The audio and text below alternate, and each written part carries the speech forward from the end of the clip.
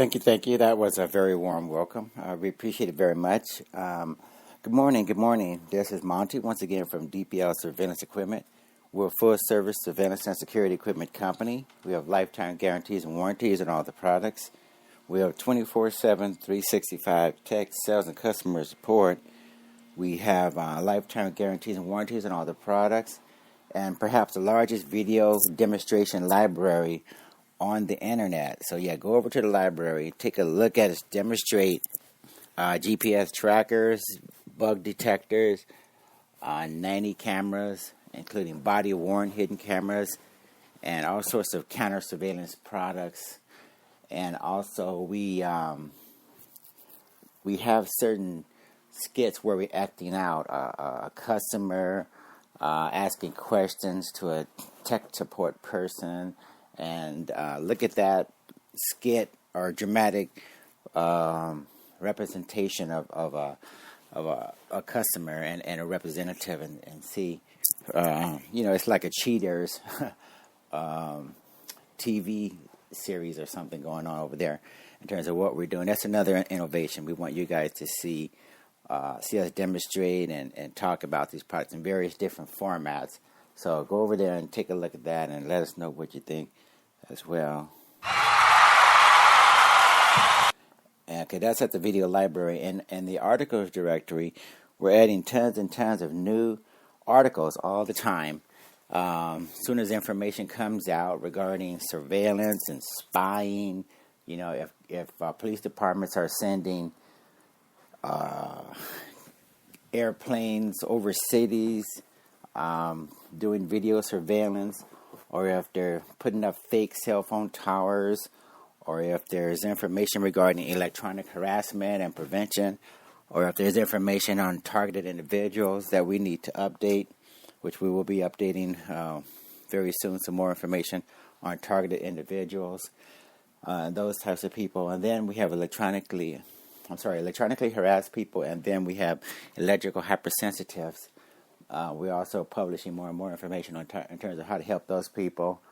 And then there's terrorism-related topics as well, how to counter terrorism. For instance, one of the last articles was about terrorism preparedness on public transportation, whether it's airplanes, trains, ships, etc.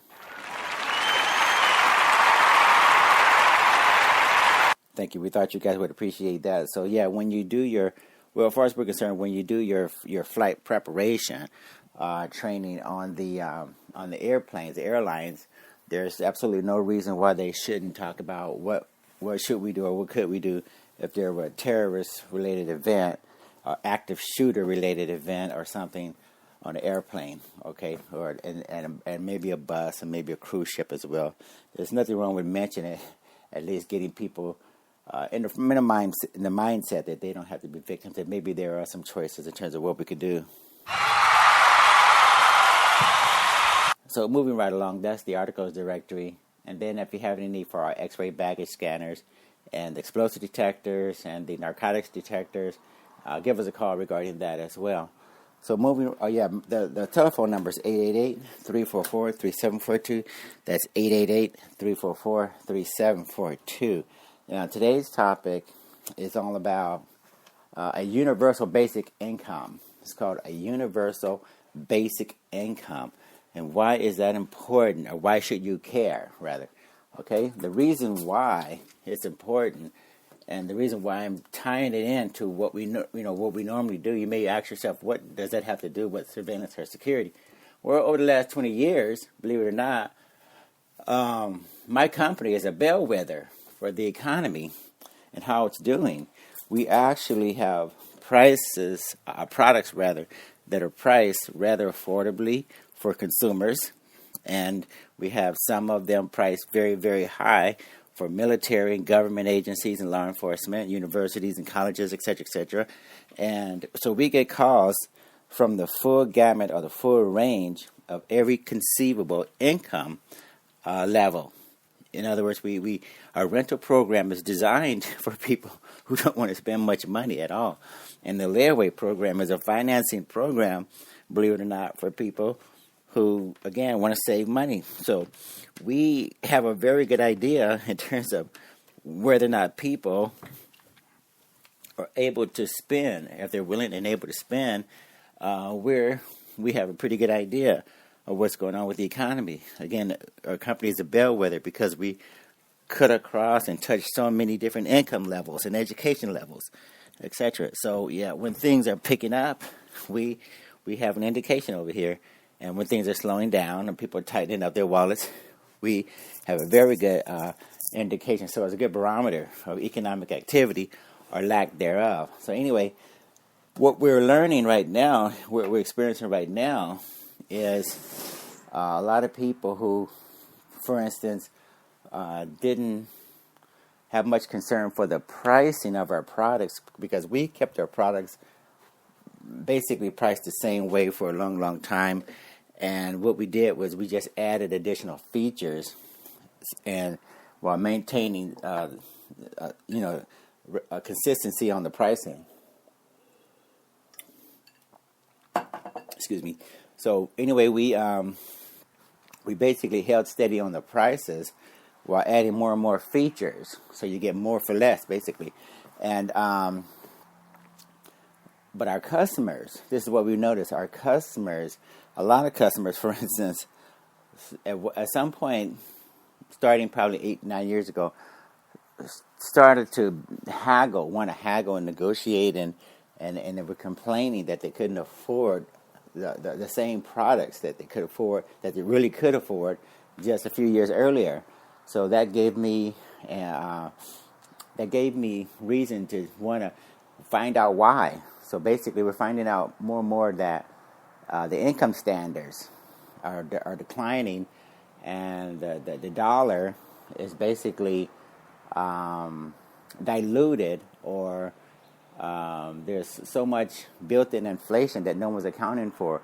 See, when the Federal Reserve and the central bankers keep printing money and keep wasting money and manipulating the currency by printing and funding wars and drug raids and overthrows of government, what happens is all that additional money gets pumped into the system, and it makes your money worth less, not more, worth less. When there's trillions of dollars being pumped into the economy or being printed by the central bankers and the Federal Reserve and those guys, the money becomes worth less. So when you guys come to my company, or when you go to the grocery store, or when you go to the gas station, the same amount of money that you previously would take there gets you less and less. So anyway, that gives us the impression or the indication that the income levels, the dollar is being affected, the economy is being affected.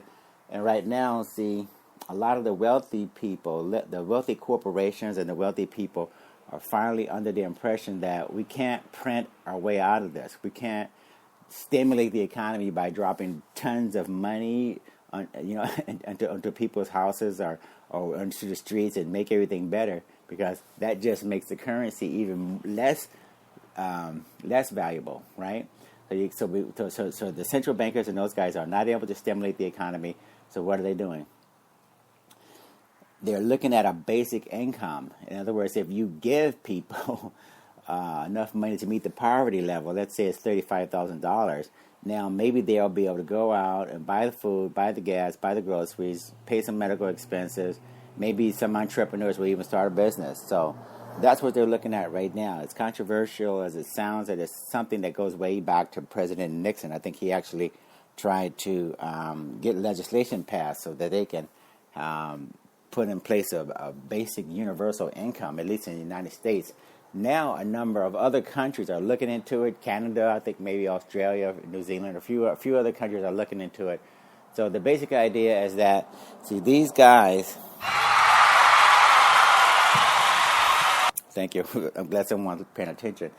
So these guys, the wealthy families, the wealthy corporations, have extracted so much value and so much wealth from the economic system, and now it's all in the hands of the Googles and the Facebooks and the Apples and the Microsofts, and a lot of wealthy corporations and wealthy families are finally starting to realize we need to do something, because we're taking so much out of the economy in terms of financial resources and etc. Now there's nothing left. People are struggling 99% of the people are struggling, and 1% of them are really benefiting, right? So what do? Okay, I guess we have to do something. So you take a look at experimenting with a universal basic income. I'm going to tie in a video playlist from YouTube where you guys can look at arguments for and against and see where we are in terms of implementing this in the various places where we are implementing it. But the basic idea is to try to give back something, try to allow people some means of surviving off, with some monies, at least meet the poverty level, and hopefully people who want to make want to do things, want to be ambitious, want to be determined. They will take this basic income and they'll plow it back into maybe small businesses, entrepreneurship, or something. At least get the self-esteem back and try to move forward with their lives. Okay. So anyway, this is something that's been bandied about, and I've heard it for a few months back, but I thought we better promote it, talk about it, have a discussion, or have a debate, or a discussion. Thank you. So it looks like we should have a discussion and at least look at the concept of having a universal basic income.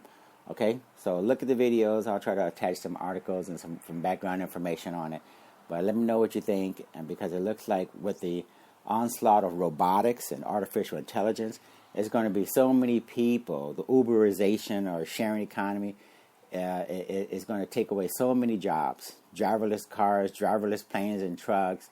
Automation is basically going to put us in a situation where there's going to be a lot of people who are not going to have very much to do in terms of earning income. So they need to do something. They need to feel productive, and maybe a basic income will allow entrepreneurs, artisans, different people to somehow promote economic activity by doing something as compared to starving to death. Okay. So anyway, this is what happens when you totally ruin your economy. Now you have to take a look at transferring wealth back to people. For whatever reason, because the dollar was worth a lot less, 90% of its value since 1930 something. Anyway, the story goes on and on and on. So, artificial intelligence, robotics, technology, all these things have rendered people's work, the working paradigm, almost ineffective because how can you compete with a robot? How can you compete with automation and cloud-based services where it's basically technology replacing people? So now we need to take a look at this particular concept. So anyway, we're going to wrap up this particular show. We like to thank you guys for joining us, and as we like to say at the conclusion of every podcast, share this with a friend, relative, enemy, associate. We don't care who you share it with, just share it with someone. Let's see if we can make the world a more safe and equitable place. Thank you.